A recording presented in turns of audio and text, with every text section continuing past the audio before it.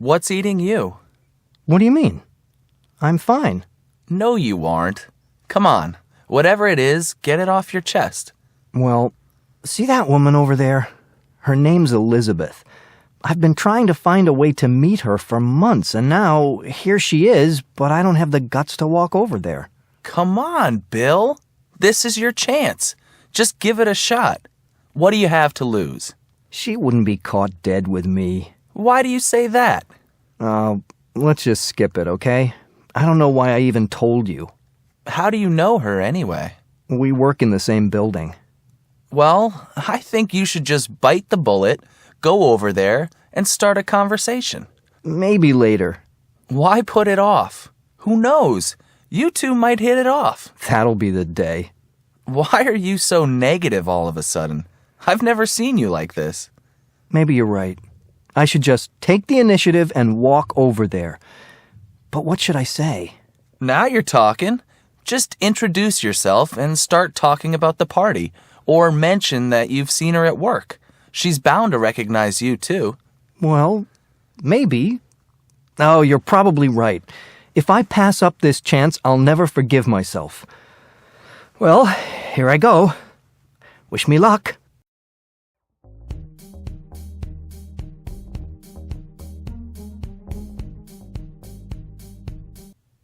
Yikes! What happened? I can't believe it. All of a sudden, a kid just ran in front of that waitress and she almost dropped her tray. What? Yeah, look. The parents are just sitting there while their kid's totally out of control. What? I can't hear you. It's so noisy in here. I said his parents aren't paying any attention to him at all. I don't think they have a clue that he's causing trouble. Well, this is just what we need after going through all the trouble of getting a babysitter. I thought we came here to eat in peace for once. Maybe we should just go somewhere else. It's taking forever to get our food anyway. That's not a bad idea. Uh-oh. It's too late. Our food's coming. Sorry for the wait. That's okay. You're really busy tonight. I saw what just happened with that kid. You have a pretty dangerous job. Yeah, unfortunately, not all parents keep their kids under control. But I guess that's part of the job. Well, we'd never put up with that kind of behavior from our kids. I have nothing against taking kids to restaurants, but the bottom line is that kids need to learn how to behave, especially in public. Oh, look. Here comes the manager. I think he's going to talk to them. I wonder if he's going to ask them to leave.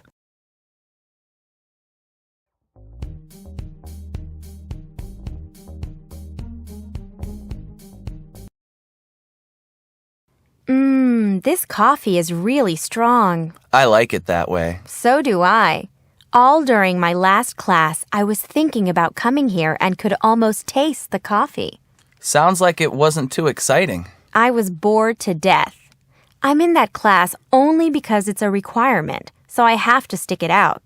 The problem is, the professor doesn't know how to spark our interest. She just walks in and lectures. There's no discussion. What a drag. Don't people ask questions? Oh yeah, once in a blue moon. But I always see an awful lot of people doodling, and I can tell their minds are wandering. Do you have any classes like that? I have only one big lecture class, World History, and the professor's the best. It's so interesting. I'm always on the edge of my seat. And when we have discussions, the room is filled with electricity. I'm jealous. Too bad I already took history. You know, one day it dawned on me that I was lucky to be in her class because I found myself thinking a lot about what she said. Did you ever have a teacher like that? I'd have to think about it. I don't know. You should come with me to class sometime, just to see what I mean. Sounds like you're in love with her, Steve. Very funny. She could be my grandmother. Anyway, I guess what it really comes down to is her enthusiasm for the subject. She just loves history. I remember at the beginning of the semester, I was fooling around a lot and not taking anything in school very seriously.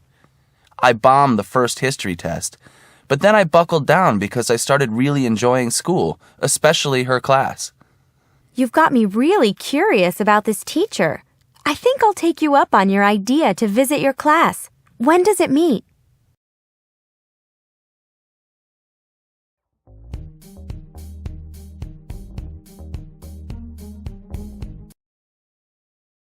Hello, young man. What brings you to this neck of the woods? Actually, I was wondering if I could interview you for my newspaper. Me? About what? Well, we're doing a series of articles on the homeless, and And you want to know what happened to me, what I live on, what it's like to live from hand to mouth? Yeah, I do want to know. Would you be willing to tell me your story? You got about 3 hours? Whatever we need. Well, then go ahead and sit down. Thanks. Let's see. Well, first, I'd like to ask you... No questions. Just listen. You think I grew up poor, don't you? That I don't have an education. But you're dead wrong. I have a college degree. I worked for a big company. My parents would turn over in their graves if they could see me now. But how... I said no questions. Just sit still and listen. In the beginning, I got up at 5 a.m. every day and was at work by 7. And I stayed at the office till 8 in the evening. 13 hours! That was the only way I could keep up with all the work. It just never let up. I never saw my family very much because when I got home, I usually went straight to bed. Well, I guess I was doing a pretty good job because I kept moving up the ladder. I became a manager and got more money, but I also had to work even more hours, and weekends too. You can imagine that my wife never stopped complaining. She told me I was getting burned out and had no time for a life. That must have been really hard to hear. Yeah, my marriage was at stake. So I went to my boss and asked for a vacation. He told me to wait 3 more months. He needed me there. So nothing changed. Day in and day out, I worked and worked. Eventually, my wife left. And guess what? The company closed down a year later. The economy was bad and I couldn't find another job. Over time, I lost everything. Hey, how many hours do you work a day? Too many, I'm sure. I just hope you know what you're doing. Things could change for you, you know. You could start over. After all, you're educated. That's wishful thinking, young man.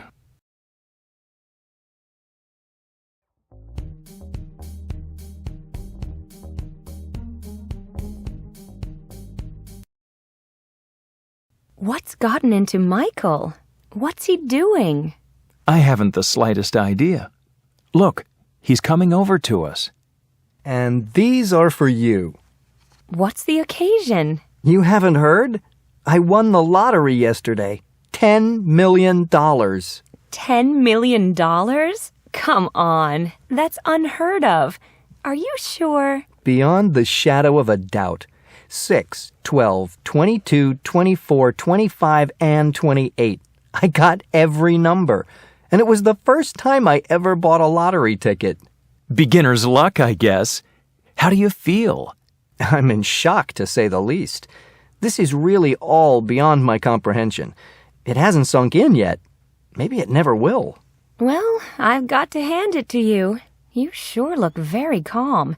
If I were in your shoes, I don't think I'd be able to stand still, let alone buy presents for people and have conversations with them. I'm not so calm. I really have no idea what's in store for me. You know, right now my whole life's up in the air. I'm worried about making the most of this. I don't want all that money to go down the drain. I'm going to need some time to think. Are you going to quit your job? I can't say yet, but I won't rule it out. Well, you're right not to make any quick decisions. And you know, you should be on the lookout for people who want to take advantage of you. I know. I plan to be very, very careful. Well, no matter what you do, with $10 million, you've got it made.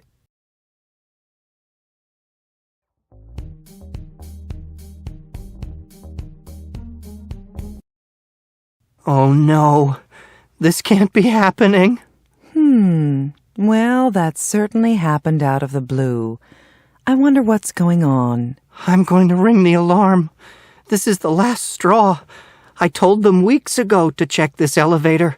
I would have been better off taking the stairs. Do you mean this has happened before? It sure has. It was a few weeks ago, but I wasn't in the elevator. Oh, if I'm cooped up in here really long, I don't know what I'm going to do. I'm already at the end of my rope. Well, for crying out loud, young man, don't lose your head. Just calm down, and I'm sure they'll get this thing started again as soon as they can. You know, I knocked myself out to be on time for my meeting, and now look. Complaining isn't going to help. We'll just have to make do here and be thankful that we have some light and some company. Actually, you're right. I'm glad I'm not alone in here, or I'd be climbing the walls. So you see, it could be a lot worse. Just please do me a favor and keep a level head. Let's just sit tight and wait for help. How can you be so calm? It sounds like you've been stuck in elevators before.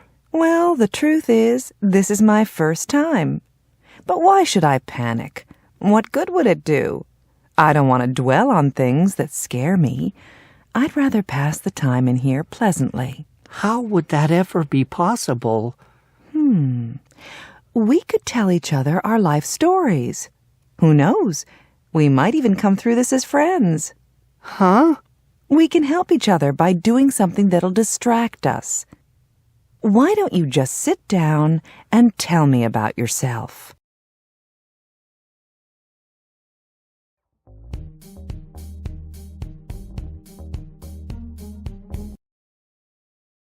So, what do you think? Well, it's nothing to write home about. You must be kidding. Why do you say that? I think it's the best movie I've seen in years. With all that violence? It wasn't so violent. It certainly was. There was blood in practically every scene. And sometimes the violence had no bearing on the story. It was just put in for audiences who like to see blood. I don't know how they can get away with showing so much detail. Well, from my standpoint, there was a real anti-violence message in the movie. They showed how all that violence ended in tragedy. But that's no excuse for being so graphic. Why did they have so many scenes with all that suffering? Because it was an important part of the story. Sorry, but that argument just doesn't hold water. You could cut some of those scenes out and still have your story. And as far as sending an anti-violence message, they can do that without making the audience sick.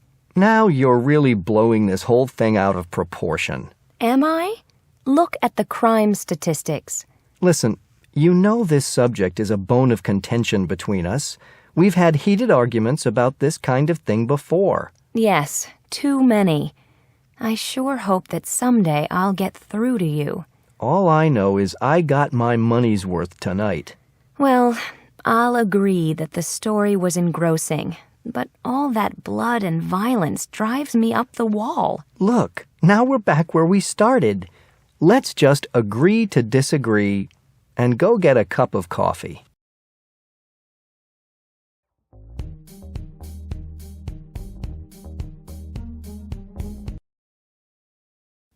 Dad, what time is it? 4. 4? Who knows what time that is for me? Boy, I have terrible jet lag. I can't keep my eyes open. Well, I'm not going to let you sleep in the middle of the afternoon. Let's take a walk, and you can tell me about your trip. I'm sorry, Daddy, but I'm too wiped out. I think I'll stretch out and take a little nap.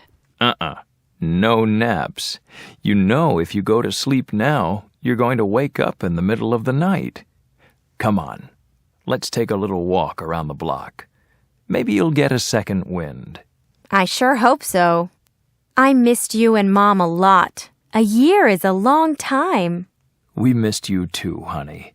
But we knew that studying in another country was good for you. Well, I sure had my ups and downs. Sometimes I even thought about coming home early, but I was determined to stick it out. And I'm glad you did. But you didn't tell us you were having problems. What was so hard for you over there? Oh, I don't think I can scratch the surface. There were times, especially in the winter, when I got really homesick. You know, it's hard to be away during holidays. But my friends were absolutely great, especially my roommate. Remember she took me home to her family? That really helped. If we'd known how homesick you were, we would have hopped on a plane. Why didn't you let us know? Oh, I didn't want you to worry. And it would have been too expensive. Anyway, in the spring, I got much better. It finally hit home that I was lucky to be living in another culture. I stopped thinking so much about my problems and got out of my rut. I started going to more parties and concerts and things like that. And listen to this. After a while, I didn't realize it, but my fluency improved. Can you imagine that there were times when I forgot I wasn't speaking English? Wow, that's music to my ears. I knew you'd do it if you lived over there. And to top that off, people started to compliment my pronunciation. You don't want to lose all that, honey. Are there any conversation classes you can take here? Dad, I wasn't going to broach the subject till later, but there's a chance that I can get a scholarship and go back next year. Go back? But you just got home. I know. Do you really want to go back? The truth is, I'm not sure. I need to sleep on it. Speaking of sleep, now can I take a little nap? I'm so sleepy.